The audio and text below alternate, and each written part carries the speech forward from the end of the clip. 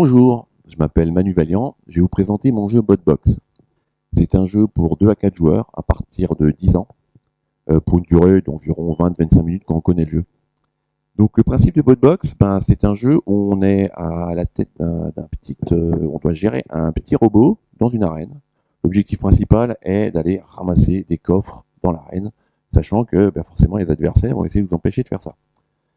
Donc le principe du jeu, c'est que on a 3 dés qu'on doit allouer à 3 emplacements, dans l'ordre qu'on veut. Donc au début du tour, tout le monde lance ses dés, on connaît les dés des adversaires, et en fonction des dés que j'ai, je dois les mettre là-dessus, dans l'ordre que je veux. Par exemple, je peux très bien décider de faire un déplacement. Je suis le petit robot noir, je décide de faire un 3. Et j'avance de 3. 1, 2, 3, et je m'arrête sur le coffre. Maintenant, pour les déplacements, un autre robot peut me bloquer. Un mur, le mur de l'arène, peut m'arrêter. Dans ce cas-là, je ferai moins des déplacements prévus.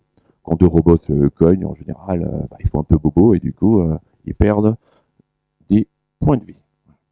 On ne meurt jamais dans le jeu. Au pire, on arrive à 0 points de vie. Si on arrive à 0 points de vie, on perd des points de victoire, mais on continue à jouer, bien sûr. Maintenant, donc je peux faire des déplacements, mais je peux aussi, je dois d'ailleurs, vu que je suis obligé de mettre un dé dans chaque emplacement, à un moment ou à un autre, dans le tour, je dois mettre un dé en direction. Donc, vous avez vu sur mon robot, j'ai une petite pointe qui montre la direction actuelle. Maintenant, si je mets un 5, par exemple, sur mon robot, je vais être obligé de mettre en direction 5. Les directions sont indiquées sur les bords du plateau. Donc 5, je suis dans cette direction. Ça permet de rester en direction. Si j'avais mis le 3 en direction, j'étais obligé de me tourner. Donc le prochain tour, j'irai là-dedans, ou alors, dès le tour, si je décide de faire le déplacement après, je peux me déplacer. Vous voyez qu'il y a 4 emplacements, et forcément, un dé à 6 faces et à 6 faces. Donc le 1 et le 6 sont différents. Le 6 est un joker. Le joker, il me permet de prendre la direction que je veux. Le 1, par contre, c'est moins cool. On décide d'éviter, mais parfois on n'a pas le choix parce qu'on doit utiliser les 2 dés pour autre chose. Du coup, le 1, c'est l'adversaire, mon adversaire de droite qui choisit ma direction. En général, il va pas prendre une direction qui m'arrange. Maintenant, la dernière action, et certainement la plus importante du jeu, c'est justement de faire l'action. Dans ce cas-là, le plus important, c'est d'attraper les coffres.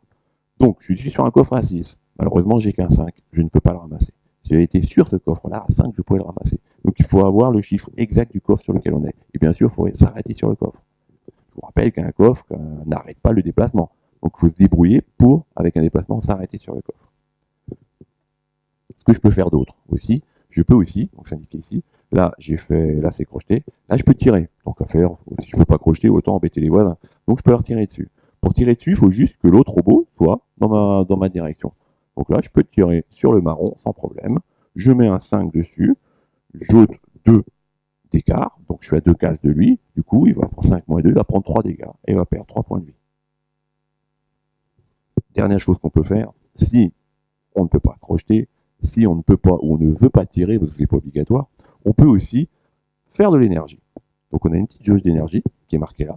Donc j'avance de 5 en énergie, 1, 2, 3, 4, 5.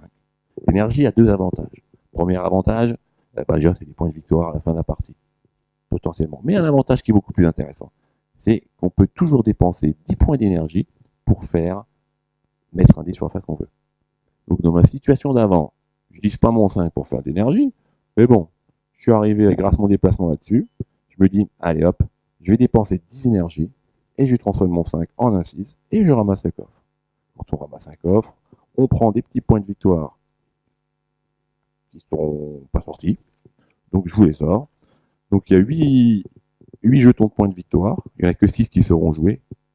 Donc on en prend un face cachée, les adversaires ne savent pas combien il vaut, ce sera la surprise à la fin de la partie. Donc je prends mes points de victoire, je les regarde et je les mets là-dessus. Le jeu s'arrête quand tous les coffres ont été ouverts. Donc en général ça prend 20-25 minutes maximum. Dernière chose aussi, c'est important parce que dans un tour de jeu j'ai dit qu'on lançait les dés, qu'on jouait les dés et ainsi de suite. Alors on joue bien nos 3D en même temps, faut bien, c'est pas je joue un dé et les autres. On joue ces 3D, le suivant joue ces 3D et ainsi de suite. Donc faut aussi regarder ce que font les autres parce qu'il y a beaucoup d'interactions entre les robots, on peut se pousser, on peut éviter que les autres prennent des coffres et ainsi de suite. Mais quoi qu'il arrive, la première chose qu'on fait avant de commencer à jouer, on tire une carte événement. Et les cartes événements vont mettre un petit peu le bazar dans tout ce que je viens de vous raconter. Par exemple, si je tire cette carte événement, quand on tire une carte événement, il y a plusieurs informations. Il y a déjà qui dit que c'est une carte événement. Il y a ça qui dit qu'on va faire apparaître un objet sur le plateau. Donc on lance 2 dés, on regarde ce que ça fait, par exemple 1, 2, je regarde au croisement entre le 1 et le 2, Donc je peux très bien placer un jeton ici. Par exemple, on va dire que j'ai tiré ce jeton-là, donc c'est un objet, je le place ici, ou de 1, donc ça fait un autre endroit. Si les deux emplacements sont libres, le premier joueur a le choix de l'endroit où il le met. S'il n'y a qu'un emplacement libre, il n'y a pas de choix. Si aucun emplacement est libre, il relance les dés. L'objectif, c'est de poser quelque chose autour. L'avantage d'un objet, c'est qu'on n'a pas besoin de s'arrêter dessus. Il suffit de passer. Le blanc fait un mouvement de plus de 2, ou 2, il arrive ici, il ramasse l'objet. L'intérêt de l'objet, c'est que ça donne un petit pouvoir, utilisable une fois ou plusieurs fois, et surtout, quoi qu'il arrive, un point de victoire à la fin de la partie. Donc c'est intéressant de ramasser des objets. Et en plus, on a un événement qui va un peu bousculer les règles pendant le tour. Applicable à tous les joueurs, ça dure tout le tour. Par exemple, dans cet événement-là, on voit que l'icône tir est barrée, donc on est invisible, on ne peut pas se tirer dessus ce tour-ci. Donc autant faire d'énergie si on peut rien faire d'autre. Les événements sont tous différents. Par exemple, ici, si on cogne un mur, on va se retrouver avec des points de dégâts, ce qui n'est pas le cas habituel. Et on n'a pas que des événements, on a aussi des obstacles qui peuvent arriver. Par exemple, si je tire ça, je place un obstacle, même règle qu'avant, je lance les 2 dés, je place, et je vais placer un mur. Le mur, par exemple, il va se mettre là. Si c'est sur cette case-là, le joueur choisit comment il l'oriente. On peut empêcher, par exemple, quelqu'un d'arriver sur un coffre, des choses comme ça. Il y a plein d'obstacles différents, des flaques d'huile, des bombes, enfin plein de choses qui vont un petit peu mettre de l'ambiance dans le jeu. C'est un jeu qui est assez rapide. Une fois qu'on a maîtrisé l'iconographie, ça va très bien. Une partie, ça dure 20 minutes. Alors, en général, ce qui plaît bien dans le jeu, c'est quand dès que c'est fini, on a envie d'en refaire une partie. Donc ça, c'est vraiment bien. Et il y a énormément d'interactions entre joueurs parce que le but, c'est de gagner, mais aussi d'empêcher les autres de gagner. Je vous remercie de m'avoir écouté. Donc c'était Manu Valiant pour le jeu Botbox.